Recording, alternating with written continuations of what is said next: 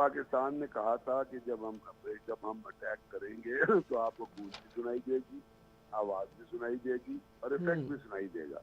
अब एक सबसे बड़ी जो अखलाकी चीज पाकिस्तान ने इम्प्लीमेंट की है कि हमने किसी सिविलियन को किसी मस्जिद को किसी मंदिर को, किसी गिरजे को, किसी स्नान को टारगेट नहीं किया। हमने किसी ऐसी जगह को टारगेट नहीं किया है जहाँ हिंदू जाके अपनी इबादत करते हैं, जहाँ पे सिविलियन पब्लिक हो रही है। हमने पठानकोट एयरपोर्ट हिट किया, हमने उधमपुर एयरपोर्ट हिट किया, हमने अपना आदमपुर एयरबेस हिट किया। और आदमपुर एयरबेस आपको पता है वो पंजाब के अंदर हरियाणा और होशियारपुर के दरमियान वाक़ है और एयरफोर्स बेस है।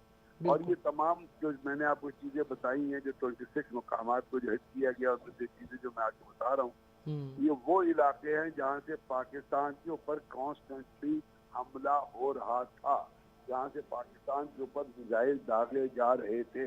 और पाकिस्तान ने उन्हीं जगहों को चुना है जिससे मैं पहले आपसे कह चुका था कि वो जगहें होंगी जहाँ से पाकिस्तान पे मिसाइल हमले हो रहे हैं, और वो जगहें होंगी जो सपोर्ट बेसिस है। तो सपोर्ट बेसिस पे आपने देखा कि पाकिस्तान में उड़ी का जो एयरबेस, उड़ी का जो सप्लाई डिपो था, और जो ब्रह्मोस मिसाइल का जो डिपो था उसे भी तबाह करके गया, क्वार्टर था जहाँ पे वो जो स्टोर किए गए थे उसको, और एक जहाँ से पाकिस्तान के अंदर जो है वो तरंदाजी हो रही थी केजी टॉप से, उसको पाकिस्तान ने, उन जगहों को पाकिस्तान ने अटैक किया है। और उसके ऊपर आपने अल-फतह मिसाइल लॉन्च किए हैं, और ये टैक्टिकल मिसाइल हैं। पाकिस्तान ने कहीं से किसी न्यूक्लियर मिसाइल का ऑप्शन इस्तेमाल नहीं किया है, और पाकिस्तान एक्सक्लूसिवली उन चीज़ों पर गया है जिसकी इनिशिएटिव, जिसकी रीच जो है वो भारत ने कायम की थी। तो अब इसके ऊपर क्योंकि उन्होंने चीज़ों को शुरू किया था, तो हमने आपको उनसे बताया था कि शुरू आप करेंगे, खत्म हम करेंगे। और खत्म करने का ये मतलब नहीं था कि हम कोई ऑपरेशन शुरू करके खत्म कर देंगे।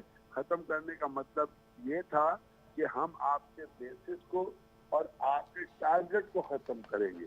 और अभी ये खबर आ रही है कि पाकिस्तान के ड्रोन्स जो हैं वो दिल्ली के ऊपर भी पहुंच गए हैं। तो आप देखिए, मैं बार बार कॉशन कर रहा था, इंडियन लीडरशिप को कॉशन कर रहा था, बल्कि हमने क्या क्वेश्चन करना, उनके एक बहुत बड़े डिफेंस एनालिस्ट है प्रवीण सिहानी, कल आपने उनका अगर इंटरव्यू पढ़ा हो या सुना हो, तो उन्होंने भारत को क्वेश्चन किया था, और उन्होंने भारत की गवर्नमेंट को कहा था कि सच बोलना सीखो, सच बोलो। तो सच बोलना क्या करना था, उन्होंने उनकी साइट ही बंद कर दी किरण थापड़ ने, जो उनसे बिल्कुल। तो अब ये चीजें हैं, पाकिस्तान ने एक चीज शुरू की है, और अब ये लॉजिकल एंड तक पहुंचेगी। मैंने कल आपसे कहा था कि इस किस्म का दुश्मन, जिस किस्म का दुश्मन भारत है, उस दुश्मन के अंदर वो कहते हैं ना, peace comes through the silence of the gun, peace comes through the barrel of the gun.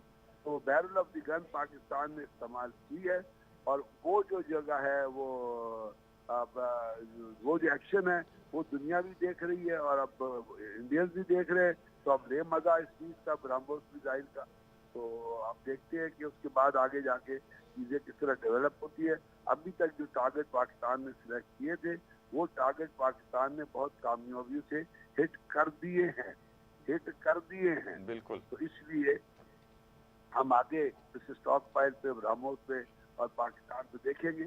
तो अब पाकिस्तान, चूंकि दुनिया में अब ये चीज आ रही है, और इंडियन मीडिया अगर आप उठा के देखें, उसके ऊपर वर्ल्ड का उठा के देखें, तो उसके ऊपर लिखा आ रहा है कि पाकिस्तान लॉन्चेस रिटेलिएटरी स्ट्राइक।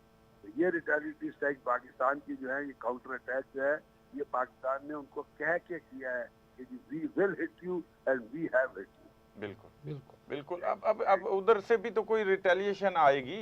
अब देखिए ना, अब तो इंतजार करने वाली बात है। अभी रिटेलिएशन आएगी तो हम तो रिटेलिएट और करेंगे। अभी अगर उनमें अकल है तो उनको रिटेलिएशन नहीं करनी चाहिए, लेकिन अगर वो करेंगे तो फिर उसके बाद दूसरा मिसाइल अटैक आएगा इंशाल्लाह। ये चीज अगर इस तरह चलनी है, अगर उसमें बाज नहीं आना तो फिर किस तरह बाज है, इसी तरह बाज आना ना। जंग कोई मसलों का हल तो नहीं होती, लेकिन अगर आप जंग शुरू करते हैं तो उसको कहीं तो लेके जाना पड़ता है ना। अब पाकिस्तान उस जगह पे लेके गया है जो मेरे ख्याल पीस का लॉन्च पॉइंट है। तो अभी हम देखना चाहिए कि आगे ये चीज किस तरह डेवलप होती है। हाँ, अभी जाहिर है कोई स्पेकुलेशन की बुनियाद पे तो कोई तज्जिया नहीं दिया जा सकता, लेकिन कोई थोड़ी बहुत प्रिडिक्शन कर सकते हैं कि कोई हमने क्या करना है, इसको हमने रिटेलिएट कर दिया, तो हम इसको रोकने का क्या बंदोबस्त करेंगे? देखिए प्रोडिक्शन तो कोई नजूमी कर सकता है ना। हाँ जी, जी। लेकिन हमने जो फिजिकली करना था वो हो गया है। हो गया। अब अगर भारत हमारे किसी एयरबेस को टारगेट करता है या किसी चीज को टारगेट करता है और रिटेलिएट अगर करता है तो क्योंकि उनसे तवक्को तो आप किसी भी हिमाकत की कर सकते हैं ना। अभी तक जो कुछ उन्होंने किया है उसमें आपको कोई लॉजिक नजर आ रहा था कि आप मस्जिद में जाके बम मार दे? मस्जिद में जाके बम मारने का क्या फायदा है? मस्जिद में तो इबादत हो रही होती है, मस्जिद में लोग बैठ के अपने अल्लाह को याद कर रहे होते हैं। बिल्कुल। उसी अल्लाह का नाम लेके हमने भारत पे हमला किया कि हमारा मजहब भी ये कहता है, कुरान भी ये कहता है कि कुछ जाति किसी से ना करो, जुल्म ना करो, अगर जंग हो रही हो तो सिविलियंस को ना मारो, अगर जंग हो रही हो तो किसी के मुकद्दस मुकामात पे हमला ना करो, लेकिन you must retaliate if you are being. उस चीज पे अगर आपको कोई काफिर या कोई इस किस्म के लोग तबाही करते हैं तो आप उसे जवाब जरूर दो। तो पाकिस्तान ने वो राइट इस्तेमाल किया ना, और वो राइट हमारे मजहब में तो है ही, लेकिन वो राइट जो है वो आपको दुनिया का कानून भी देता है, और दुनिया का कानून आपको कहता है कि जी आप अपना, अगर कोई मुल्क आप पे हमला करे तो आपके पास ये हक है कि आप उसको हिट बैक करें और जवाबी हमले। अब पाकिस्तान ने अपना देखे ना, अब ये वो जो है मिरर पे ऊपर भी आ गया, जो एक बहुत बड़ा ई पेपर है, उसमें उन्होंने कह दिया कि Pakistan has destroyed Udhampur airbase and BrahMos exercise operation बुनियाद मरसूस अगेंस्ट, और वो जो है वो ऑपरेशन जो है वो जारी और शारी है।